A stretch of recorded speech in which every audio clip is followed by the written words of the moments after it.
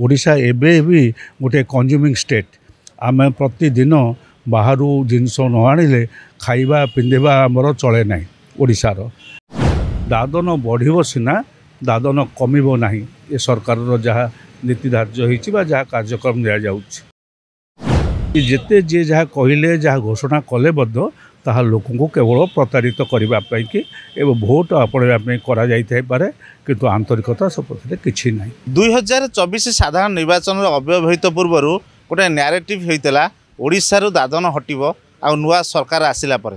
किंतु नुआ सरकार आसवा को 6 मास बीतीगला किंतु दादन मुक्ति नहीं कौन अभियान आरंभ है कि कौन व्यवस्था करागला से किसी जना पड़े जी जो कर्मसंस्थान थे से कर्मसंस्थान को से फेरीगले भोट देले सरकार परिवर्तन कले सरकार चेयर रे बसिले किंतु दादन जो से रही एमती कि ओडिशार विभिन्न कोण अनुकोण राजधानी को हजार हजार लोक से राजधानी निज बसतु स्वीकार करछंती किए भड़ा घरे रोची किए कौन बस्ती रोची किंतु से राति पाइले कल्पना छकटू आरंभ कर सालिया साही पर्यंत एवं एम्स छकरे शह शह लोक समागम होती कर्म निजुक्ति करने किंतु बर्तमान जेहेतु सरकार नुआ परिवर्तन होती कौन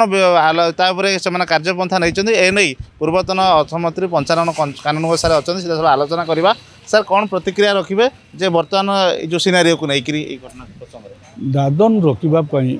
कांग्रेस सरकार समय सबुठ बड़ कार्यक्रम निया महात्मा गांधी नरेगा काम सेटा सुप्रीम कोर्टर पछरे थिला सम्मति थिला दुर्भाग्यर कथा ये जो सरकार आसी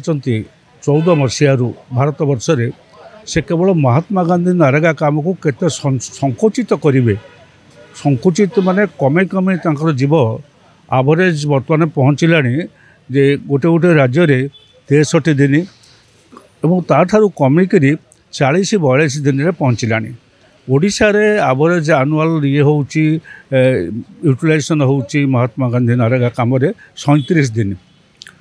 एणु जो बेसी दादन बाहर को जाऊँच ताकू रोकवाई जहाँ सब कार्यक्रम ये सरकार गला 14 मसीहा ठारू भारत वर्ष ये सरकार पूरापूरी खत्म कर लगी ओडिशा रे तांकर डबल इंजिन सिस्टम आसला परे से आहुरी त्वरान्वित होती दादन बढ़िब सिना दादन कमिब नहीं ये सरकार जहाँ नीति धार्य होती जहाँ कार्यक्रम दि जाऊँगी जितेबले आम अधिकरू अधिक मेसीन उपर निर्भरशील व्यवस्था लागू करवा से समय दादन केबे हटि पारिबो नहीं एवं दादन वृद्धि पाइब बरं तार संख्या कमिबार देखा नहीं एबे देखा जाउची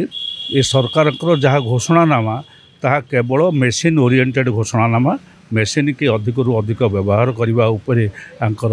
निष्पत्ति एणु से ये जिते जी जहाँ कहले जहाँ घोषणा कले ताहा लोक केवल प्रतारित करने कि भोट आपणापी पारे किंतु आंतरिकता सपक्षे किसी ना सर देखो राज्य जो भाव में गोटे निजुक्ति बड़ फैक्टर जो बेकारी हजार हजार बेकारी अच्छा राज्य में से कर्मसंस्थान पाऊना दादन तो जाऊँच साधारण लोक भी गाँव में चाषबास मुँह फेरले से रोजगार से भुवनेश्वर यार भितर ओडिशा रे पुंजी निवेश हम बोली गोटे आरंभ होता बीजेडी सरकार समय नैरेटिव आरंभ होता मेक इन ओडिशा कनक्लेव एवं उत्कर्ष ओडिशा ना ए सरकार कार्यपंथा ग्रहण कर विभिन्न जगह को जाऊँ देश विदेश बुलूँ कहते पुंजी निवेश हम आप देखुए जो भाव में बाहर कंपानी मैंने आसवे पुंजी निवेश करेंगे से ओडिशा जो पण्यवाही माने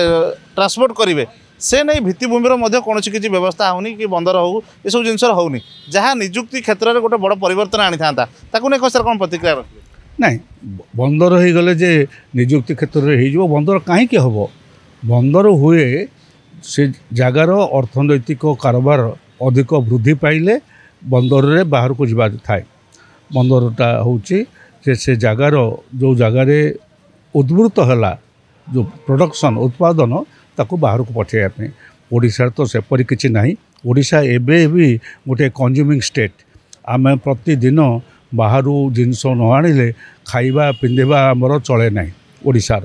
एणु आमर किसी पठेबार ना आमर गोटे कंटेनर मु पारादीप रे 25 वर्ष काल ट्रेड यूनियन कार्य रही बारंबार आम से दिन तो दाबी कर आसलु आज पर्यंत सेठी आम गोटे कंटेनराइजेशन ये ବର୍ଥ ପାଇଲୁ ନାହିଁ ଯେଉଁଥିରେ ଜିନିଷ ବାହାରକୁ ଯାଇଥାନ୍ତା ବାହାରୁ ଆସିଥାନ୍ତା କେବଳ ବଲ୍କ କାର୍ଗୋ ଏ ରାଜ୍ୟରୁ କେତେ କୋଇଲା ଯିବ ଏ ରାଜ୍ୟରୁ କେତେ ଆଇରନ୍ ଓର୍ ଯିବ କ୍ରୋମ୍ ଓର୍ ଯିବ ସେ ଓର୍ ମାଟି ବିକ୍ରି କରିବା ପାଇଁକି ଆମ ବନ୍ଦର ଉଦ୍ଦିଷ୍ଟ ଗୋଟିଏ ସମୟରେ ଗତ ସରକାର ରାଜ୍ୟରେ 7ଟା ବନ୍ଦର କରିବା ପାଇଁ ଘୋଷଣା କରିଥିଲେ ସେଥିରୁ ଗୋଟିଏ ବି ନାହିଁ ଯାହା ପୂର୍ବରୁ ହେଇଥିଲା ଗୋପାଳପୁର ବନ୍ଦର ଧାମରା ବନ୍ଦର ଏବଂ ସର୍ବ ପୁରାତନ ବନ୍ଦର ପାରାଦୀପ ବନ୍ଦର এই 3ଟି ବନ୍ଦର ବର୍ତ୍ତମାନ କାର୍ଯ୍ୟକ୍ରମ ଅଛି ଆଉ କୌଣସି ବନ୍ଦର ଆବଶ୍ୟକ ପଡ଼ିବ ନାହିଁ କାରଣ ବନ୍ଦରର କୌଣସି ଯେଉଁ ହିଣ୍ଟରଲ୍ୟାଣ୍ଡ ଯେଉଁଠୁ ଜିନିଷ ଯାଏ ସେ ହିଣ୍ଟରଲ୍ୟାଣ୍ଡରୁ ଜିନିଷ ଯିବା ଭଳି ଉତ୍ପାଦନ ମଧ୍ୟ ଆମ ରାଜ୍ୟ ବା ଆମ ପାଖାପାଖି ରାଜ୍ୟମାନଙ୍କରେ କିଛି କରାଯାଇ ନାହିଁ କେବଳ ଲୁହାପଥର ବୋଝେଇ ଜାହାଜ ତାହା ହିଁ ଯିବ ଏବଂ ସେଇଥିପାଇଁ ଏଇ ବଲ୍କ କାର୍ଗୋର ଇଏ ହେଉଛି ବନ୍ଦର ହେଉଛି ଆମ ରାଜ୍ୟରେ ଏଣୁ ସେଇ ଦୃଷ୍ଟିରୁ ତ ଯାହା ହେବା କଥା ହେଇଛି ଦେଖନ୍ତୁ ବର୍ତ୍ତମାନ ମୋହନ ସରକାର ଯେତେବେଳେ ଯାଇ କହୁଛନ୍ତି ଯେ ଆପଣ ଯେଉଁ ବଡ଼ ବଡ଼ ଇନଭେଷ୍ଟର ସେ ଅଛନ୍ତି ସେମାନଙ୍କର ପ୍ରଥମ ଚଏସ୍ ହେବ ଓଡ଼ିଶା ଏବଂ ସେମାନେ ଓଡ଼ିଶାକୁ ଅନେକ ପୁଞ୍ଜି ଆଣି ନିବେଶ କରିବେ ଯାହାକି ବେକାରୀ ସମସ୍ୟା ହଟେଇବାରେ ଗୋଟେ ବଡ଼ ସହାୟକ ହେବ ଆପଣ କ'ଣ ଭାବୁଛନ୍ତି ଦୁଇଟା କଥା ଗୋଟେ କଥା ପୁଞ୍ଜି ନିବେଶ କରିବା ପାଇଁ ଆସିବେ ଓଡ଼ିଶା ହେଉଛି ତାଙ୍କ ଦୃଷ୍ଟିରେ ରହିଛି ଏ କଥାକୁ ମୁଁ ସ୍ୱୀକାର କରିବି ତାର କାରଣ ହେଉଛି ଓଡ଼ିଶାର ମାଟି ତଳେ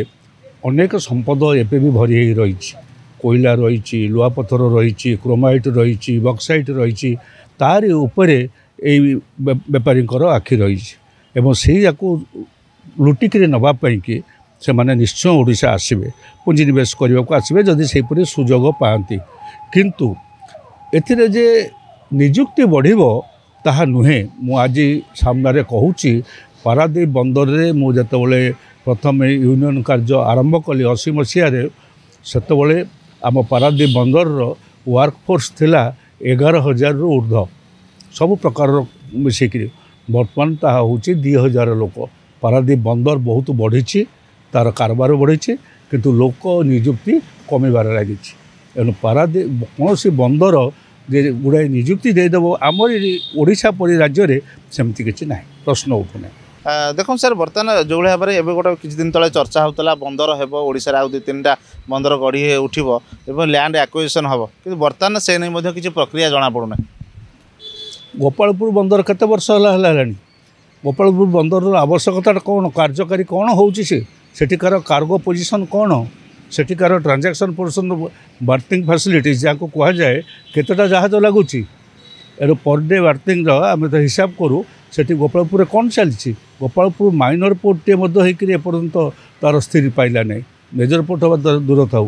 ଏଣୁ ଆଉ ବନ୍ଦର ଯେଉଁମାନେ ଆସିବେ ବନ୍ଦର କରିବା ପାଇଁକି ସେମାନେ ତାଙ୍କ ହିସାବ କରିବେ କେଉଁ କାର୍ଗୋ ନେବେ କେତେ ନେବେ କୁଆଡ଼େ ନେବେ ଏସବୁ ଦେଖିଲା ପରେ ସେମାନେ ମୋତେ ଲାଗୁଛି କେହି ଏଠି ବନ୍ଦର କରିବା ପାଇଁ ରାଜି ହେବେନି ସାର୍ ପୂର୍ବ ସରକାର ମେକ୍ ଇନ୍ ଓଡ଼ିଶା ବୋଲି ଚର୍ଚ୍ଚା କରୁଥିଲେ ଏବେ ଇଏ ଉତ୍କର୍ଷ ଓଡ଼ିଶା ବୋଲି ନାରାବାଜି କରୁଛନ୍ତି ତେଣୁ ଏଇ ଯେଉଁ ନ୍ୟାରେଟିଭ୍ ସୃଷ୍ଟି କରାଯାଉଛି ଲୋକଙ୍କ ଭିତରେ ଗୋଟେ ଭ୍ରମ ସୃଷ୍ଟି କରାଯାଉଛି ଏଇଟା କ'ଣ ଉତ୍କର୍ଷ ଓଡ଼ିଶା ସମ୍ଭବ ହେଇପାରିବନି ଜମା ପ୍ରଶ୍ନ ଉଠୁନାହିଁ ଉତ୍କର୍ଷ ଓଡ଼ିଶା ଅଲଗା ଭାବରେ ସମ୍ଭବ ହେବନି କାହିଁକି କିନ୍ତୁ ଏଇ ଯେଉଁ ଢଙ୍ଗରେ କହୁଛନ୍ତି ସେଇଟା ରାଣୀପାଲ ଟିନୋପାଲ ସେ ପୁରୁଣା ସରକାର ଯାହା କହୁଥିଲା ତାରି କେବଳ ନାଁ ବଦଳେଇଛନ୍ତି ସେ ମେକ୍ ଇନ୍ ଓଡ଼ିଶା ଇଏ ଉତ୍କର୍ଷ ଓଡ଼ିଶା ଏଣୁ ସେ ନାଁ ବଦଳେଇଲେ ଖାଲି ହେଇଯିବ ନାହିଁ ରଙ୍ଗ ବଦଳେଇଲେ ଖାଲି ହେବ ନାହିଁ